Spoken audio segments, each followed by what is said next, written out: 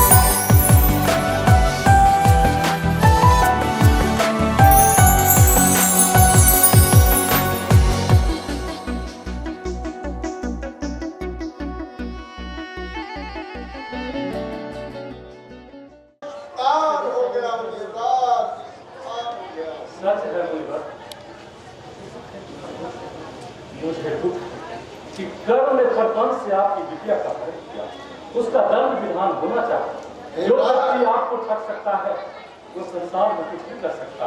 देवराज, शरीर की हड्डियां पुरानी हो गई है बस, लेकिन इसका रंग अभी पानी नहीं हुआ है। साफ देने की शक्ति अभी मुझ में मौजूद है।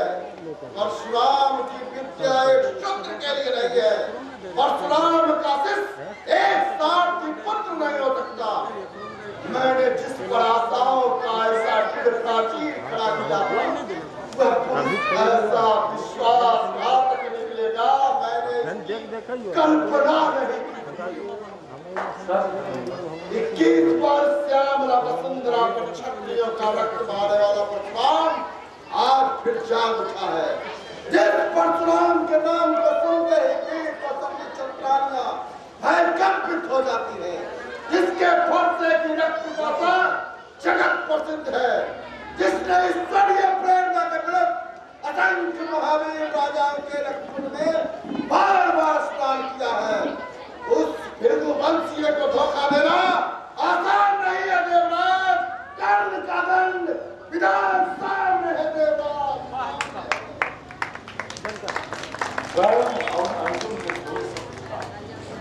अर्जुन पर विजय पाने के लिए कर्ण ने ब्राह्मण वेश धारण कर किसी परशुराम से विद्या सीखी। अर्जुन का जन्म मेरे आशीर्वाद से अब अवश्य ही कर्ण की साधना निष्फल होगी। इसे अभी परशुराम की आक्रोश का पता है।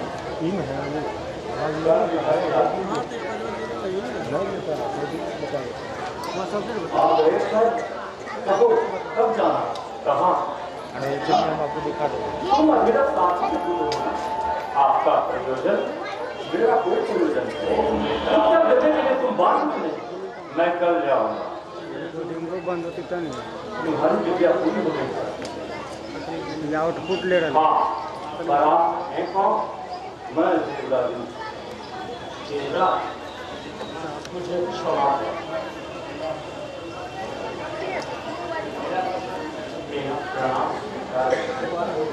अच्छा, अब मैं चला। आप देर से भेंट नहीं करें? मुझे लगा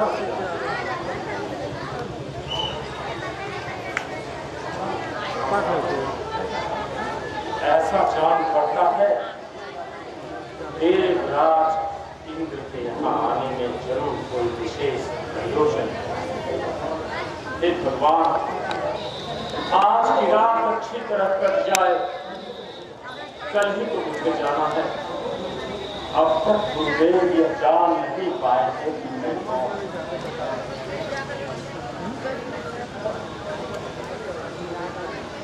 गुरुदेव को शिष्य का प्रणाम स्वीकार। कौन है मेरा शिष्य? मैं हूँ गुरुदेव। कौन हो तुम? एक ब्राह्मण। तुम झूठ बोलते, तुम ब्राह्मण पुत्र नहीं, शूद्र हो, साथ ही पुत्र हो, नीच हो। गुरुदेव, मैं फिर पूछता, बताओ कौन हो तुम? मैं पुत्र गुरुदेव। नीच, तुम्हें लज्जा नहीं आती? परशुराम को धोखा देने का साहस तुमने कैसे किया? झूठ बोलकर तुम्हारी जीवा क्या नहीं कर गई? क्या तुम नहीं जानते थे कि परशुराम के तेज फरते ने राजा कार्तवीर के 1000 हाथों को मूली की भांति काट डाला था? बताओ, तुमने मुझे धोखा तो दिया। हस्तिनापुर के राजभवन में तृतीय पांडव अर्जुन ने मेरा अपमान किया।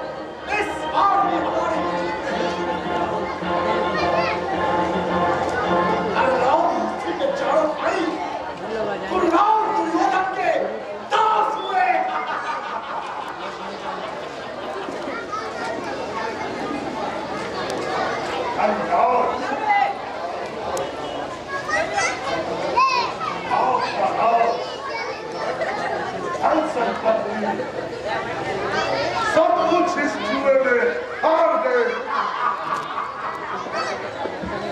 आपके चारों भी भाई हस्तिनापुर सम्राट दुर्योधन के दास हुए। अब क्या लगाएंगे पाँव में? जुआ नहीं, पांडवों को परास्त करने का एक संयंत्र है। धर्मराज, बहुत हो चुका, जुआ खेलना बंद कीजिए।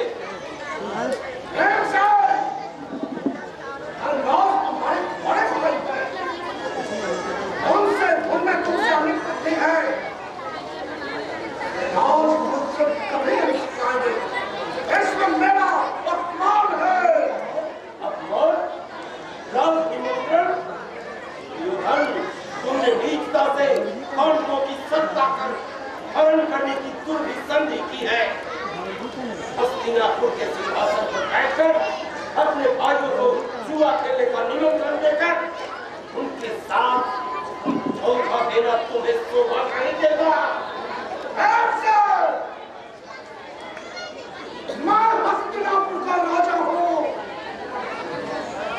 धर्मराज इंद्रप्रस्थ के राजा है। अरे जुआ खेलना तो राजाओं का मनोविरोध है। जिस मनोविरोध से संघर्ष हो, उससे दूर रहना उचित है। धर्मराज, मेरा आग्रह है, जुआ खेलना बंद कीजिए और शीघ्र राजधानी को लौट चले।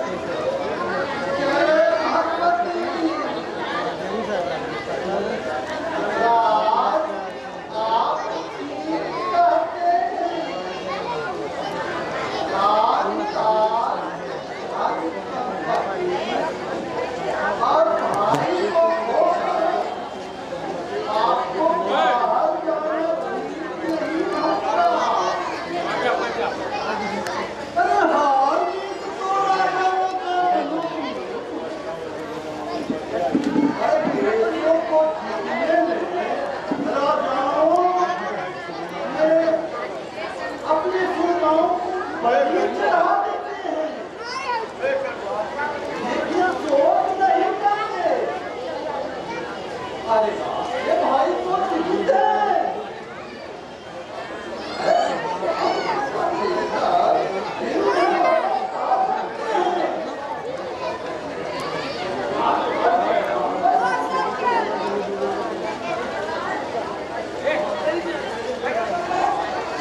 मामा का कहना बिल्कुल ठीक है।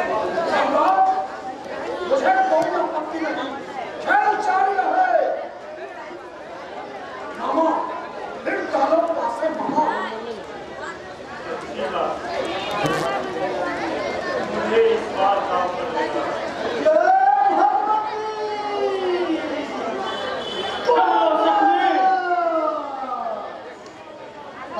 मत करो।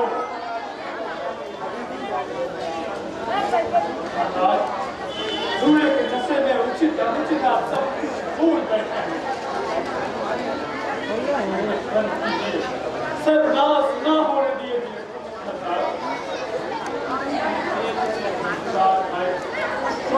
दुर्योधन के दास बनकर करने के लिए तैयार हैं। हम अपने आप को ना लगाएं।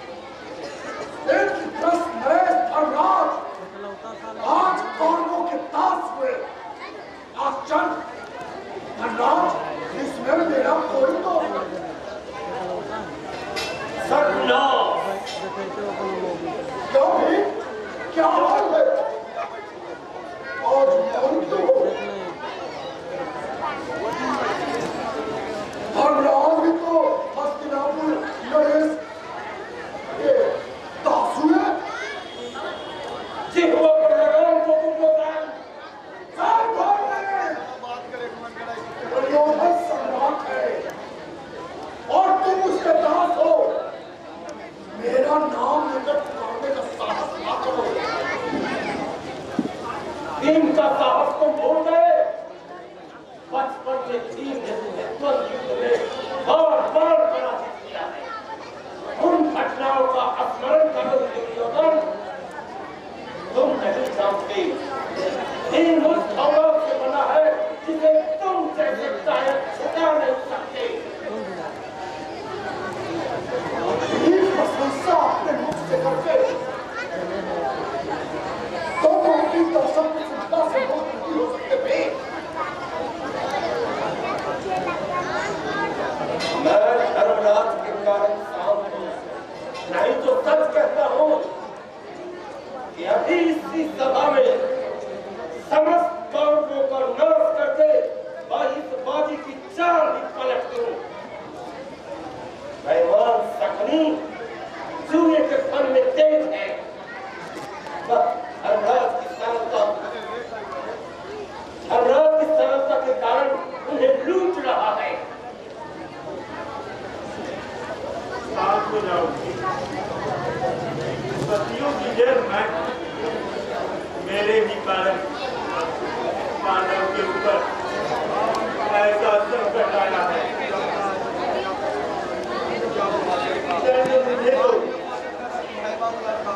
धर्मराज, इसी का तो दुख है कि हम आपको दंडित नहीं कर सकते, क्योंकि बड़े भाई के प्रति हम लोगों में इतनी श्रद्धा नहीं होती, तो शायद आप हमें चूहे पर लगाते ही नहीं, दाव पर लगाते ही नहीं। नाश का मूल है, तेज संगीत होता है और पानी को अपमान पिताश्री, आपको क्या लगता मुझे इन लोगों ने कई बार किस रूप में बता दिया? मैंने तो अपना प्रतिशोध किया था। यह तो एक प्रमोद था जो पांडवों को महंगा पड़ा। चूहे का खेलना बंद करो। संभव है इस चूहे के पीछे आप चिंता न करें पिताश्री, खेल में तो ही आनंद आ। हर रोज थोड़े ही खेलने के लिए आएंगे।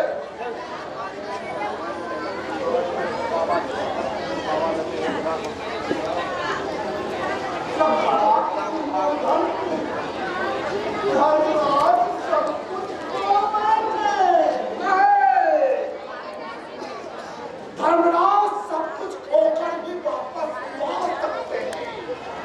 अभी उनके पास एक बहुमूल्य निधि बची हुई है। कौन सी है वह? पांचाली। द्रौपदी, दुर्योधन, क्या तुम अपने वंश की मान मर्यादा को नष्ट कर देने को तुले हो? जो सती द्रौपदी को दांव पर लगाने की सोचते हो, तुम्हें लज्जा नहीं आती? कैसी लज्जा? तुम सब हारे हुए हो। द्रौपदी को दांव पर रखकर एक ही बार में तुम सब कुछ वापस पा सकते हो। समस्त राजपाट धन संपत्ति सौदा बुरा नहीं है। धर्मराज सोच न करे, जुआ होने दे।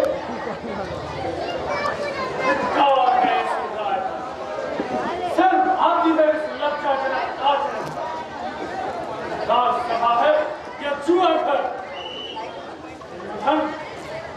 माना कि तुम जुए में जीत गए हो, क्या तुम्हारी विवेक को नष्ट कर दिया है?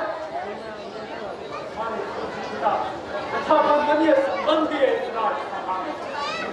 ऐसा प्रस्ताव रखते हुए तुम्हारी जीवा जलकर जीत की गई। अर्जुन, जानता हूं पांचाल देश के शरणों में द्रौपदी ने बड़वाड़ा तुम्हारे गले में पहनाई थी, लेकिन अब तो कुशल सिंह है। चाहे तो हमारे साथ दर्शक की श्रृंखला स्वीकार करे, और यदि तुम चाहो एक ही बार में सब कुछ वापस पा सकते हो। मैं नहीं चाहता कि इस पूर्ण सभा में हम लोगों के साथ ऐसा कुचक्र रचा जाए। धर्मराज न्याय से इस आयोजन में आ गया। मेरा अनुरोध है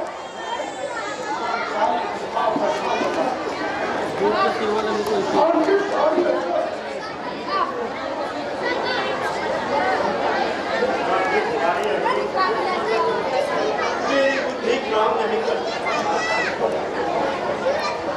द्रौपदी को दांव पर लगाने की मुक्ता न करे धर्मराज। दुनिया की प्रतिष्ठा को जुए पर न लगावे।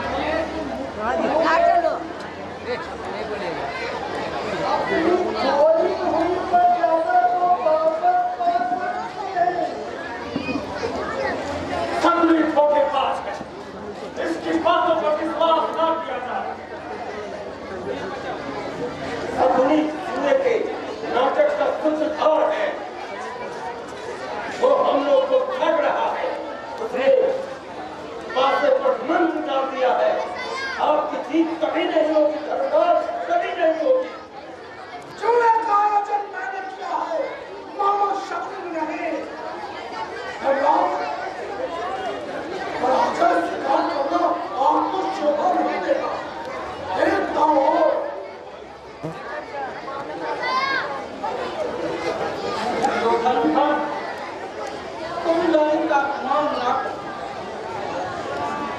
दुर्योधन, क्षत्रियों की हार जीत जुए से नहीं मारी जाती। युद्ध करके देख लो, जीत किसकी होती है।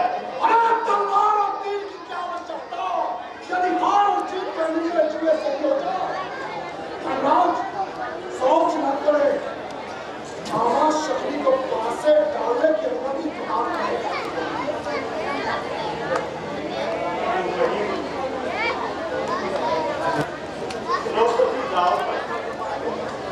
चारों पासों अपनी जय भगवती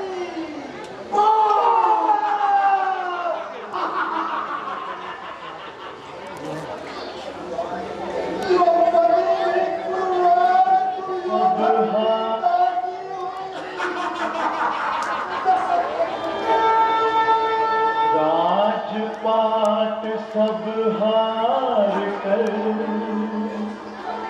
हारे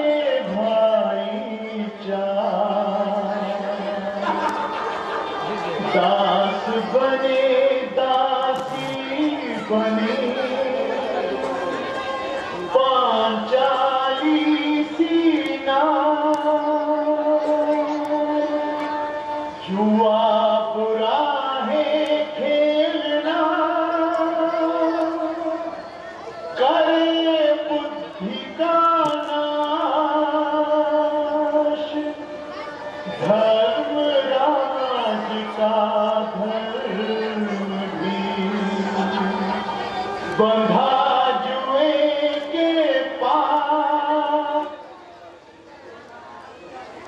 द्रुपद की कन्या मेरी दासी, धारी अर्जुन की प्रियतमा मेरी दासी।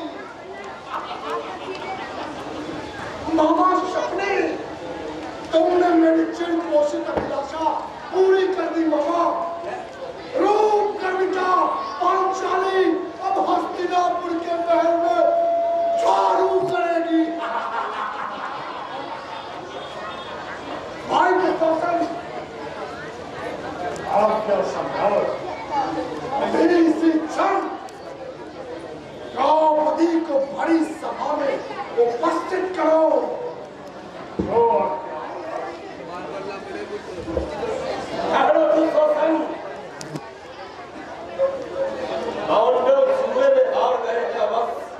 लेकिन उनका रक्त अभी ठंडा नहीं हुआ है, हेम की कला भी टूटा नहीं है और अर्जुन का गांधी भी टूटा नहीं है। हमारा दास है, इसकी बातों पर ध्यान न दो। पांचाली को विलंब राजसभा में उपस्थित करो। क्यों अर्जुन, कांडित धारी अर्जुन, तुम्हारा कांडित किस दिन काम आए? देखता हूँ तुम्हारे कांडित से अधिक शक्ति को मामा शक्ति के पासों में है। क्यों मामा? मैं कंधार से तुझे क्या सीखने गया करना?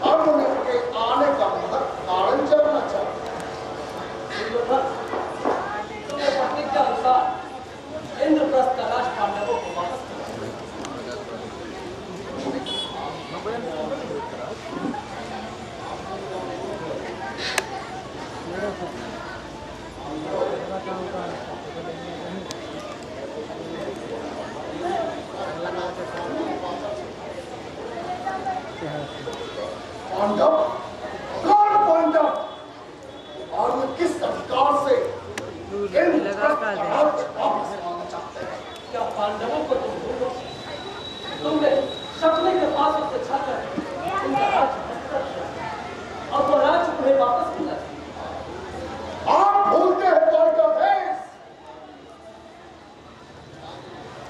जिन्हें मेरे बचपन में फूल से राज का बंटवारा कर दिया था, सिंहासन का उत्तराधिकारी मुझे बनना चाहिए था, युधिष्ठिर को नहीं। बोलते हो दुर्योधन, राजा पांडु के बाद जब युधिष्ठिर कम हो गया है तो तुम्हारे पिता को और जब तुम झगड़ा करा दिया तो पांडव के खून का भाग हुआ करे। पांडवों ने अपने विक्रम से वहां इंद्रप्रस्थ की रचना की। मैं पूछता हूँ, हस्तिनापुर की गति मुझे मिली क्यों? इसलिए कि न्याय मेरे पक्ष में था। आज आप हमारे की बात करते रहा है। मैं जब पूर्णराज बोलेगा तो किसी का कहना बिल्कुल ठीक है। बिल्कुल गलत है। श्री कृष्ण पांडवों का पक्ष लेके आए। तुम असत्य बोलते हो। यदि मैं पांडवों का पक्ष लेता तुम्हारे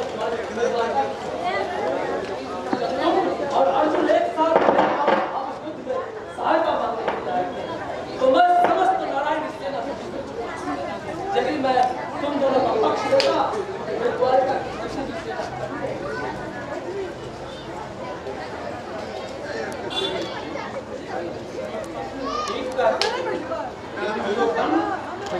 विवाद ना करो, बात समझो और श्री कृष्ण का कहा मानो।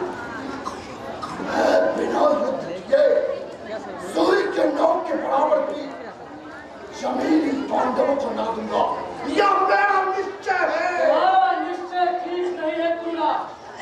मैं जानता हूँ कौन है? शकुनी, लेकिन शकुनी को तुम पहचान नहीं सकते। वह कुरुवंश में आग लगाकर आनंद करना चाहता, कौरव और पांडव लड़कर नष्ट हो जाए, यही वो चाहता है।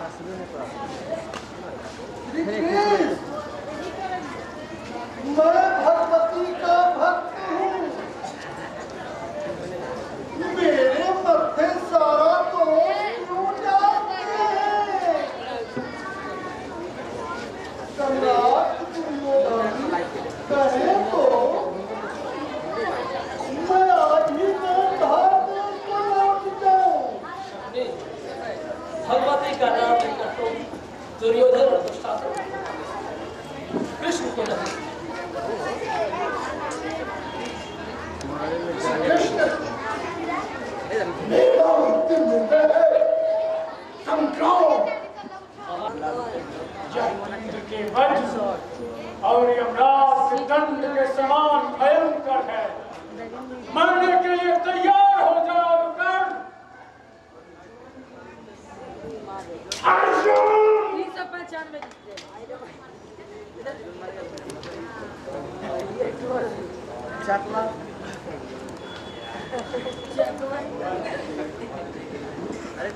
कर्णार्जुन संग्राम में तुम्हारी विजय हुई, लेकिन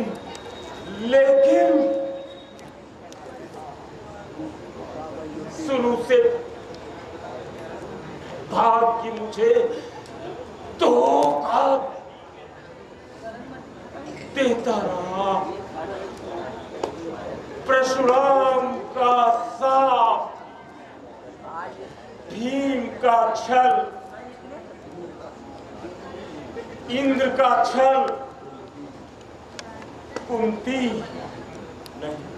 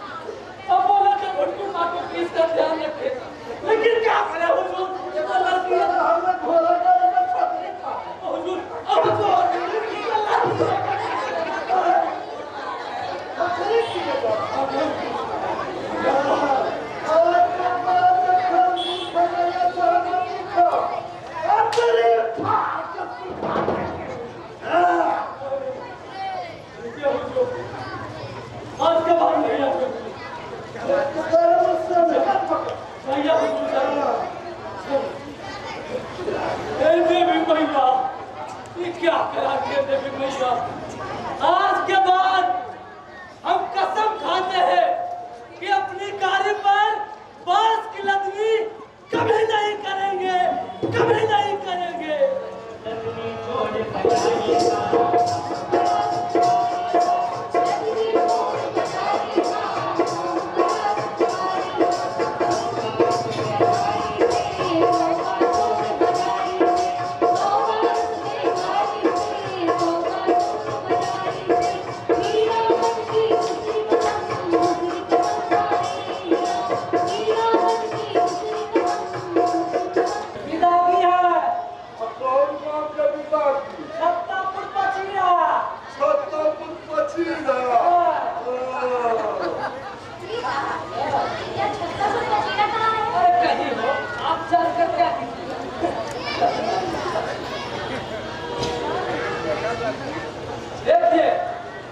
यही एक तरीका। आपके छूटने जैसा फूल यहाँ भी छपा है और 2 कोस दूर तक महकता है। अब तंबाकू में भी जाकर लोग इसको पीते हैं। और उस लड़ाई के आड़ से जो दिखा, तो क्या कोई गाँव में या बच्चे? वो है नाम लगा ड्योरी। उसे पीने आपको काम तो नहीं लगेगा। सुनिए।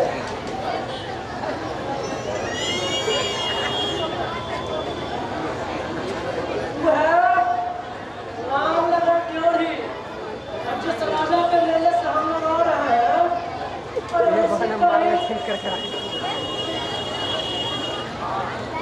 इसी का मालूम लगा। चार जमाना। कौन जमाना? नाम लगा ड्योरी का जमाना। क्या था और क्या से क्या होता? कोई देखा था क्या वो जमाना? और देखेगा कहाँ से? और बाकी सुने हैं कि घर में देवता जन्म लिया था। इंद्रासन छोड़कर देवता भले ही पवन मिला जाए, लेकिन उसका सूरजमुखी वाला देश कोई कैसे बता सकता? कोई नहीं पहचान पाया, लेकिन रात्रि ने पहचान ली। और रात्रि जाकर राजा साहब से बोली, है मैं राजा साहब, या आदमी नहीं देवता है, देवता। अच्छा, फिर क्या हुआ?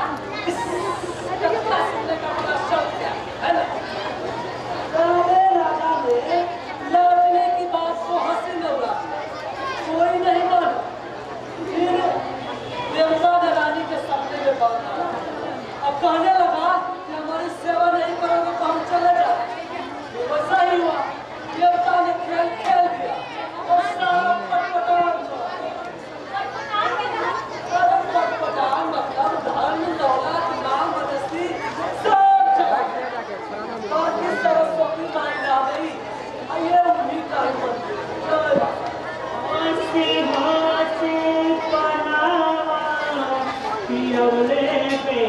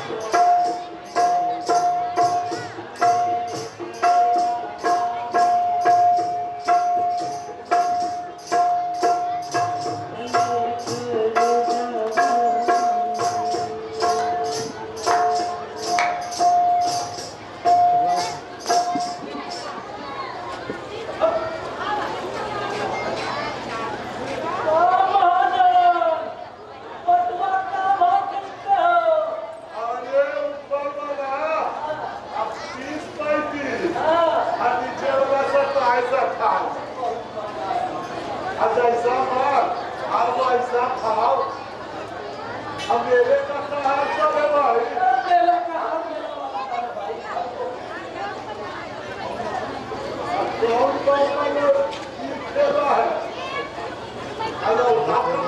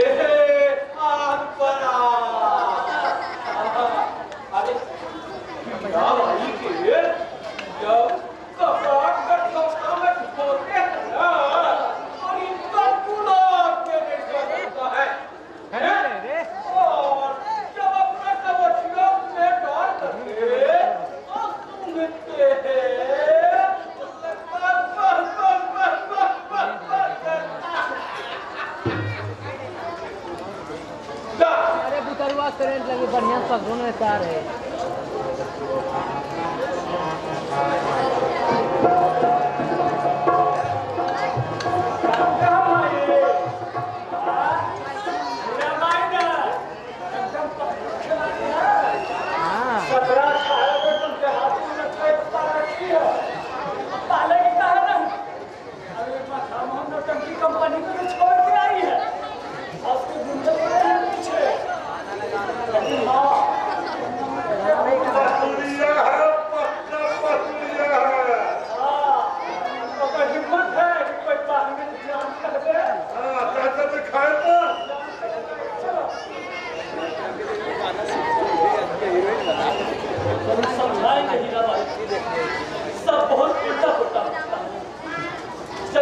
है कंपनी में तब कलेजा तब हम समझाएंगे उसको कि नौटंकी कंपनी में काम न करे, सर्कस कंपनी में चल जाए।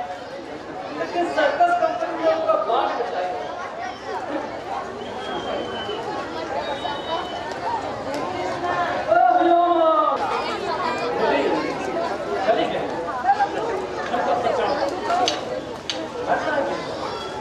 अभी तो कमाने का मौका मेला दिखा, सवारी का मारा मार होगा।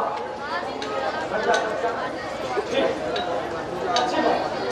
अगर काम का खबर पहुंचाना है तो बता दो। भाई एक बात सुनो, नुकसान होगा मेरा।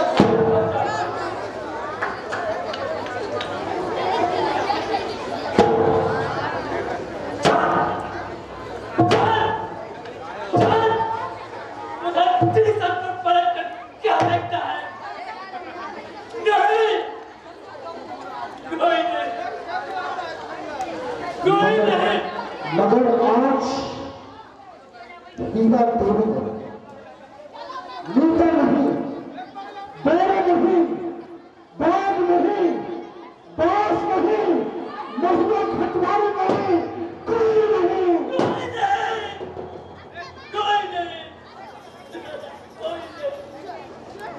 आज से हम कसम खाते हैं कि अपनी गाड़ी पर किसी नौटंकी कंपनी की औरत का लक्ष्मी कभी नहीं करेंगे।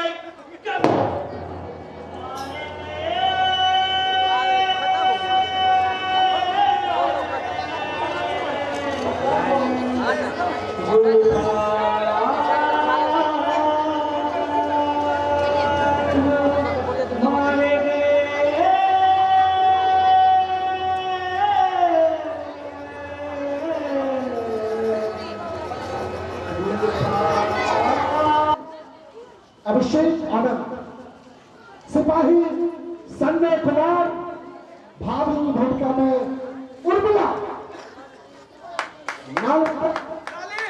उस्ताद बाला सिंह एवं दिलीप कुमार शर्मा, संगीत आसिफ अली, नौकर राहुल कुमार छेत्री, व्यक्ति एवं भाई की भूमिका में राकेश कुमार कबलू, बैल मुरारी पहलवान, बालक कलाकार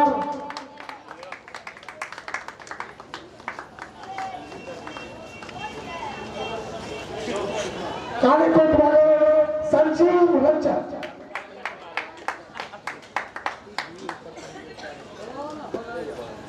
प्रस्तुति नियंत्रण संजीव रंजन, जोकर सुबोध कुमार,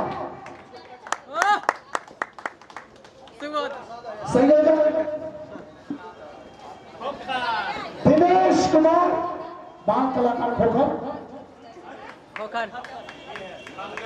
मंगल कुमार जोरदार पहला बस्ती में हो बाल कलाकार के रूप में, प्रस्तुति पुण्यार कला निकेतन पंडारक, प्रकाश अभिषेक आनंद, लाइट एवं साउंड खुशबू साउंड पंडारक, सह निर्देशक अक्षय कुमार, प्रस्तुति नियंत्रक संजीव रंजन और हमारे निर्देशक श्री विजय आनंद।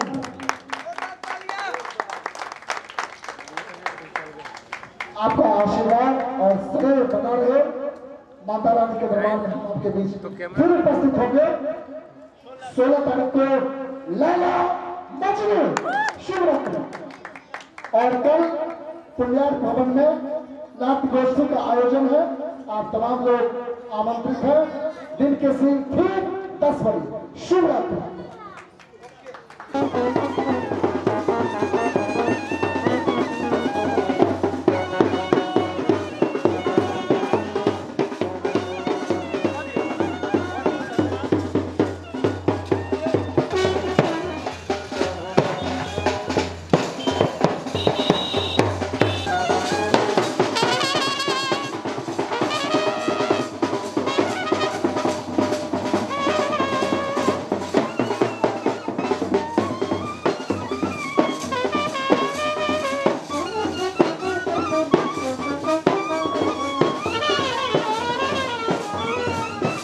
विशेष बात नहीं है, क्योंकि हम जो हमारी जो संस्कृति है उसको हम साहित्य के माध्यम से ही संजो करके रखते हैं। तो जो लिखित स्वरूप है वह तो साहित्य है ही, लेकिन साथ ही ऐसा नहीं कि सब लिखित ही है, कुछ मौखिक भी है, कुछ परंपरा से भी है, कुछ रीति से भी है, तो वो भी साहित्य ही है। लेकिन साहित्य और संस्कृति लोगों तक पहुंचे, जन सामान्य तक पहुंचे, इसके लिए एक माध्यम तो होना चाहिए, और वह माध्यम साथ ही साथ अपने गांव की परंपरा को जीवित रखने में जिन लोगों का योगदान चल रहा है उसको आपने प्रदर्शित किया। अब हम आमंत्रित करना चाहेंगे पत्रिका के संपादक श्री कुंदन कुमार गुप्ता जी को। मंचासीन उपस्थित आदरणीय जावेद सर, मैम एवं दर्शक देवघर में बैठे अभिभावक सभी को मेरा सादर प्रणाम। ये जो पुण्यार कला निकेतन पंडारक, इसकी जो संस्कृति और वक्तव्य के साथ कुंदन कुमार जी ने आज अपना संबोधन दिया। हम इसके तत्पश्चात श्री संजीव रंजन जी से अनुरोध करेंगे अपना इस नाटक पर चर्चा में कोई एक संवाद अदायगी के द्वारा एक भूमिका पेश करें। तत्पश्चात हमारा आज के लोगों द्वारा आगे बढ़ाने का हम काम करेंगे। श्री संजीव रंजन हमारे बिहार के जाने माने हस्ती अभिनेता जावेद अख्तर साहब, मैडम एवं हमारे ग्रामीण बुजुर्ग, इनके आशीर्वाद से हम लोग नाटक में इतना आगे बढ़े हैं। और पुण्यार कला निकेतन जो राष्ट्रीय स्तर के संस्था हो गई है, जिनका सबसे ज्यादा श्रेय हमारे राष्ट्रीय ख्याति प्राप्त निदेशक श्री विजयानंद जी का है।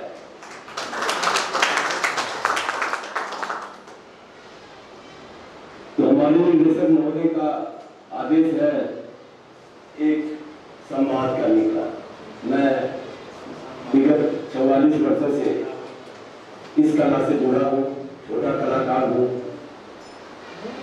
रावण एक नाटक हुआ था, उसका एक संवाद आप लोगों के सामने मैं रखने जा रहा हूँ। कोशिश रहे अच्छा हो। साहस, तुम लंकेश्वर का साहस देखना चाहते हो? उस लंकेश्वर का जिसकी एक गर्जना से समुद्र की उत्ताल तरंगे शांत हो जाती है, जिसके भय से देवता और दानव त्रस्त है, जिसने अपने मस्तक की बलि देकर भगवान शिव से अमृत का वरदान पाया है, उस महाबली लंकाधिपति रावण का तुम साहस देखना चाहते हो?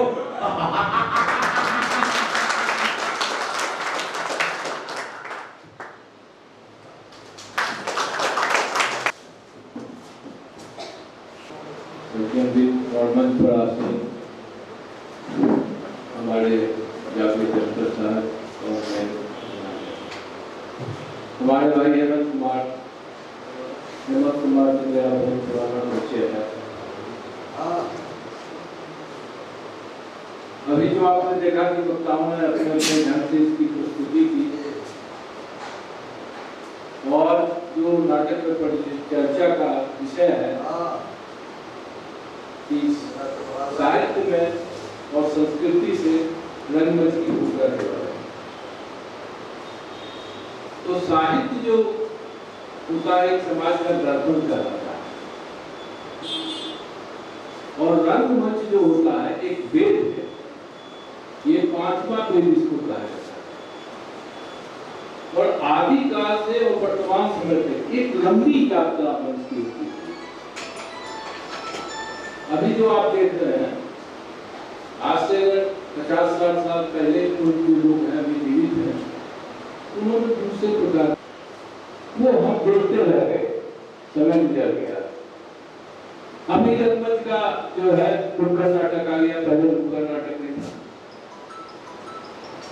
नुक्कड़ नाटक से भी बदलाव तो समसामयिक जैसे स्वच्छता, पर्यावरण, शिक्षा, बेटी बचाओ बेटी पढ़ाओ, ये सारे जो ज्वलंत समस्याएं थे इस पर नाटक होना नुक्कड़ नाटक के माध्यम से या मंच के माध्यम से होना चाहिए।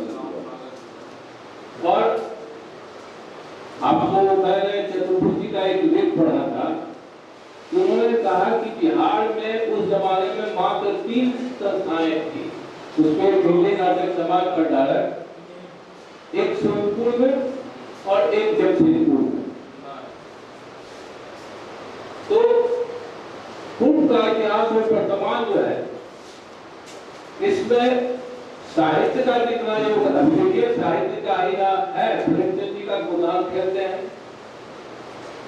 और परमेश्वर है, नाटक का स्वरूप बना हुआ है, तो साहित्य से भी है और नाटक का एक अपना भी वेद है, शास्त्र है, उसके हिसाब से भी वो चलते हैं। लेकिन धीरे धीरे समय के काल से हमारी समस्याएं कुछ उभरती हुई चली गई और रंगमंच का स्वरूप भी बदला। आप अंदाज कीजिए कि पूरे अनुमंडल में जहां लोग बैठे हुए हैं करीब करीब 50 से ऊपर संस्थाएं, शायद कोई ऐसा गांव है, एक दो गांव छोड़ दीजिए जहाँ रात में लंबाबाद में मंच पर नाटक हो रहा था, उसमें छोटी छोटी बालिकाएं सब लड़की होती, उन्होंने कहा कि आना चाहिए, हमारे पूर्वकर्ता ने कहा कि लड़कियों को बीच में आना चाहिए, भाग लेना चाहिए। तो वहां मैं गया तो देखा कि सब बच्ची पाठ कर रही है और सब्जेक्ट क्या था, नशा मुक्ति, पर्यावरण और केवल संवाद और मंगल पाठ, ये 4 लघु नाटक जो था, लघु नाटक ये नाटक उस पर सारे लोग बच्चियां कर रही। उसने फिर कहा कि आप हमको मंच का उपाय लीजिए तो हम भंडारण में भी करेंगे। हमने कहा ठीक है, हम विचार विमर्श कर देते हैं लोगों से, इसके बाद तो ऐसी बात नहीं है। जो जो कालखंड बढ़ेगा हम लोग उत्तर विकास करेंगे, हमारी बुद्धि बढ़ेगी और समाज में आएगा तो लोग आएंगे। आप देख लीजिए शहर में भी सिनेमा में जब आपने भंडार रंगमंच अजवाड़ा ग्राम के साझावादी पत्रिका के संपादक श्री हेमंत कुमार याद करते हैं, उन्होंने रंगमंच को साहित्य से ऐसा जोड़ा कि जैसे दिलीप कुमार और बहरती माला की जोड़ी, वैसे की जोड़ी किस तरह से उन्होंने अनुन्यास के संबंध और मिठास के साथ, प्रेम के साथ जोड़ने का काम किया चतुर्भुज साहब ने। ऐसे हजारों लोग, दीवाने लोग जो अपने घर का काम बंद करके अपनी खेती बाड़ी, माल जाल, पत्नी, बाल बच्चे को दिलाने लेकर के रंगमंच को ताकत दिए, खून पसीना से सींचा। हम सभी वैसे हुतात्माओं को, पुण्यात्माओं को आज नमन कर रहे हैं। पुण्यार नाम भी आपका है और पुण्यार के पावन नगरी 1977 में आपने इसका गठन किया और 1977 भारतीय राजनीति के लिए एक विप्लव काल था, एक परिवर्तन का काल था। उस परिवर्तन काल में आपने रंगमंच के क्षेत्र में परिवर्तन लाने के लिए इसका गठन किया, इसकी स्थापना की। उस चीज को भी मैं स्मरण करते हुए एक बार विजयानंद जी के प्रति, उनके तमाम जो सदस्य सहयोगी हैं उनके प्रति भी आभार व्यक्त करता हूँ, आपके साहस को सलाम करता हूँ। आज जो दौर है, आज फूहड़ ऑर्केस्ट्रा का दौर, आज अश्लील सिनेमा का दौर, आज हृदय का धड़कन बढ़ा देने वाला डीजे का दौर है और वैसे दौर में आप रंगमंच को पकड़े हुए हैं। ये बड़ी ताकत है। जैसे कभी भीष्म हस्तिनापुर की गद्दी को पकड़े रहे, पूरा शरीर उनका बिंध गया, लेकिन उन्होंने हस्तिनापुर की गद्दी से गद्दारी नहीं की। करना हमारा काम नहीं होता है, बल्कि हम लोगों को बहुत कुछ देते हैं नाटक के माध्यम से या कोई भी कला, चाहे वो पेंटिंग हो, गायन हो, वादन हो, या लेकिन नाटक एक ऐसी विधा है जो इस समय अभी अगर हम नाटक कर रहे हैं तो भंडारक का अभी दुर्गा पूजा का दिन 12 तारीख का दिन, वो शाम का समय, उस वक्त अभिनेता रवि जी या और अभिषेक जी या और बहुत सारे अभिनेता मंच पर हैं और अभिनय कर रहे हैं, तो उस वक्त की जो अनुभूति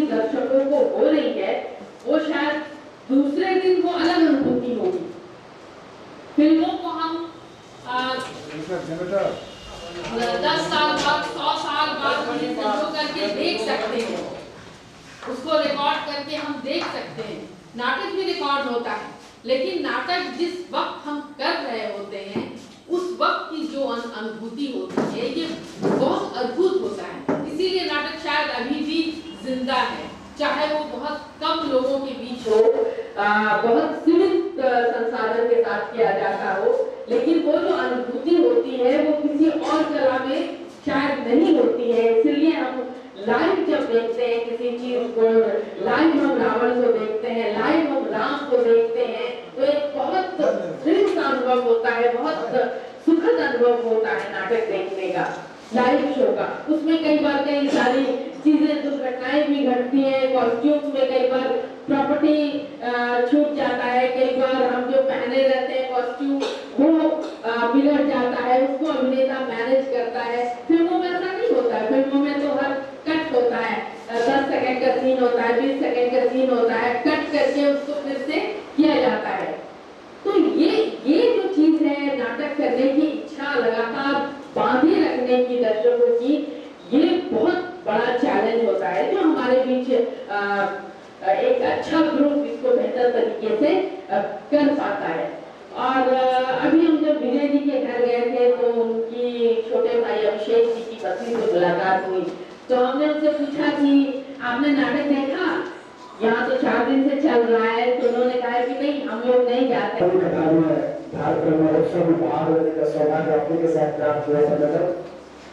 आपके नाटकों में कालीगुड़ा, करोड़पति आदि नाटकों में आपको देखने का मौका मिला। आपसे प्रभावित होकर, सर से प्रभावित होकर मैदानों चुनाव में बढ़ा। आज उस शख्सियत को अपने सामने पाकर मैं फूलों को समा वाला हूँ। अब अगला भाव प्रख्यात रंगकर्मी पटना रोज के हस्ताक्षर इस सशक्त अभिनेता प्रोफेसर जावेद अख्तर खान।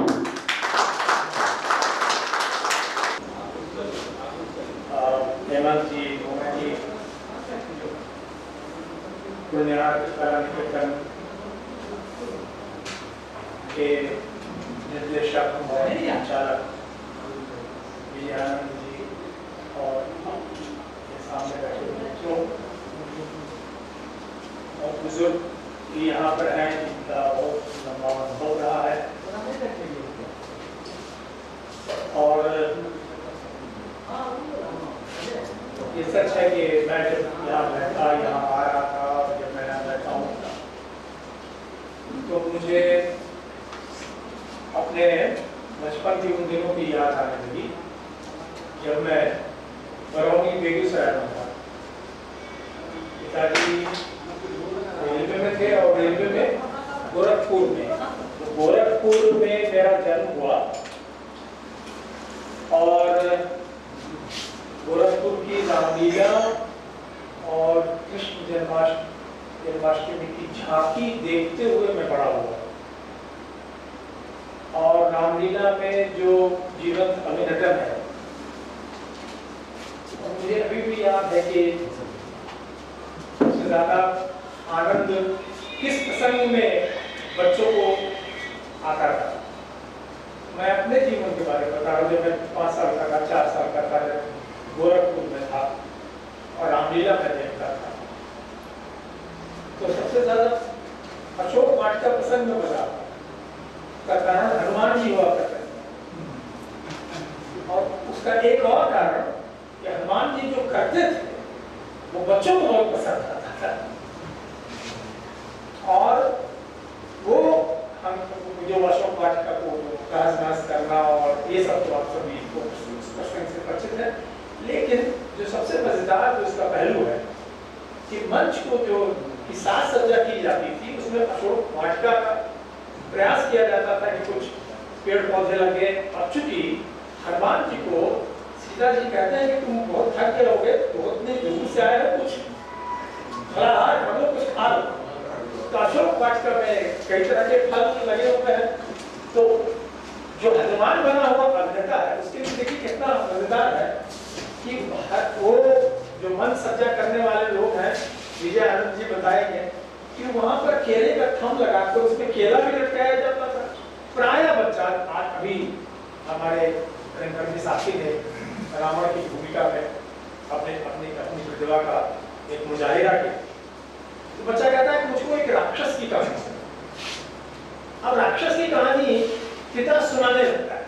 अगर राक्षस की कहानी पिता ऐसे सुना कि एक राक्षस था, खतरनाक था, बहुत बेकार वो था, बहुत उसके सींग थे, उसके दांत ऐसे लंबे दांत थे, उसकी आंखें, तो ऐसे अगर बताएगा तो बच्चा क्या उस कहानी को सुनेगा? नहीं सुनेगा, उसमें उसकी दिलचस्पी नहीं होगी। बच्चा कैसे कहानी सुनना चाहता है? बच्चा ये सुनना चाहता है कि पिताजी क्या करते हैं। राक्षस था, आवाज बदले, आवाज बदलती है। अब जैसे ही आप पिता, 7 लोग पिता होंगे, सबने अपनी गोद में बच्चे को, और अगर नहीं भी होंगे तो किसी को खिलाया होगा और उस बच्चे ने हट किया होगा कि एक कहानी सुनाई और आपने किसी कहानी सुनाई होगी तो आपकी आवाज बदल गई। यही तो करते हैं हम लोग। क्या करते हैं? जैसे ही बच्चा कहता है, बच्चे को पिता कहता है एक राक्षस था, फिर वो चेहरा भी बनाता है, अपनी आवाज भी बदलता है और फिर मुद्रा भी बनाता है। उसकी दो बड़ी सींगें थी, तो सींग भी बनाता है और एक कल्पना करता है। उसको कल्पना करने के लिए एक स्पेस देता है। दर्शक को कल्पना करने के लिए दरअसल आप उद्वेलित करते हैं। अगर आपने नहीं किया तो दर्शक कल्पना ही नहीं कर सकते कि रावण है और वो इतना खतरनाक है, भयानक है। और उसकी दो बड़े सींगें थी, उसके दांत थे, उसके बाद उसकी आंख, अब आंख भी बड़ी करता है। वो ये कहता है धीरे धीरे क्या होता है? धीरे धीरे ये होता है कि आप देखिएगा कि जो पिता है अपने बच्चे को बहला रहा है, वो अभिनय करने की कोशिश कर रहा है और करते करते क्या वो राक्षस में परिणत हो जाता है? क्या राक्षस में बदल जाता है? क्या वो पिता राक्षस हो जाता है? आप देखिएगा कि जैसे ही बच्चे को ये लगता है कि ये अभिनय नहीं सच होने जा रहा है, बच्चा तुरंत कहता है कि पापा पापा पापा राक्षस पापा। और जब वो पिता पुनः पिता बन जाता है तब वो रिलैक्स कर जाता है कि नहीं नहीं ये तो विजय, आपका नाम क्या है? संजीव रंजन जी है। ये संजीव रंजन रावण चाहिए। रावण देखिए ये जो दोहरा खेल है, अभी इसी के बाद जब वो पिता बन जाता है, बच्चा जब संतुष्ट हो जाता है कि मेरे पिता ही है, पकड़ करके देखो देख रहा है, नहीं पिता ही राक्षस नहीं, फिर से कहता है कि एक बार फिर से बनो, एक बार फिर से बनो। अब ये खेल, अगर खेल नहीं है तो रंगमंच नहीं, ये तो स्पष्ट है। अगर आप उसमें आनंद को महसूस नहीं कर रहे हैं तो दर्शक भी आनंदित नहीं होगा। आपको उस खेल में आनंद आना चाहिए। इसलिए मुझे कोई ताज्जुब नहीं हुआ सुनकर कि आपके यहाँ कुश्ती भी है और रंगमंच भी है। दरअसल दोनों खेल है, एक दूसरे ढंग का। संस्कृति का ज्यादा सूक्ष्म खेल है, साहित्य का ज्यादा सूक्ष्म खेल है, रंगमंच का ज्यादा सूक्ष्म खेल है। कुश्ती शायद उस तरह से उसमें सूक्ष्मता नहीं हो, लेकिन खेल तो है ही। खेल वो भी है, खेल ये भी है, और दोनों लाइव है, दोनों उसी समय। आप सब जानते, आप चले भले ही चंद्रगुप्त कीजिए, स्कंदगुप्त कीजिए, गोस्वामी कीजिए, कोई भी ऐतिहासिक पौराणिक बहुत शुक्रिया, बहुत ध्यान से मेरी बातें सुनी। और मैं अगर कोई खास बात आप तक पहुंचा सका तो मेरा अपना सार्थक होगा। बहुत बहुत धन्यवाद।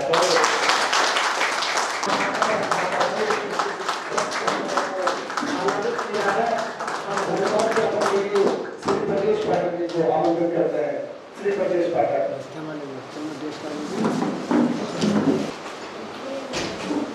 मैं हर्षित हूँ कि कार्यक्रम की शुरुआत वक्ता के रूप में की और अख्तर सर ने, मैडम खान ने, हेमंत सर ने बहुत सारी बातें रखी यहाँ। इस सभागार के लोगों को अपने ज्ञान से, अपनी जानकारी से, उनके ज्ञान को समृद्ध किया। इसके लिए वो दूर से आए और क्या कहें कि हम उनका स्वागत इतना कर पाए हमारे आगंतुकों का। कुछ तो कभी अब जो भी हमसे रचका सुदामा का यह जो सुदामा ने गाए और हमारी परंपरा विदुर ने जो निभाई, फल न मिला तो इतने भाव विभोर हो गए कि उन्हें छिलका प्रदान कर रहे।